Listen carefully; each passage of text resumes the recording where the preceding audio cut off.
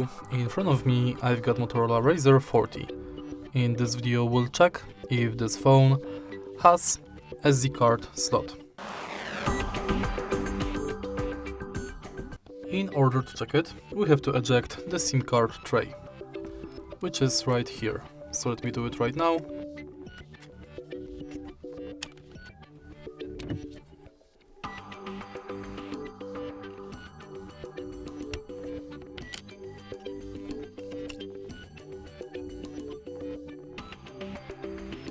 And unfortunately, this phone does not have SD card slot.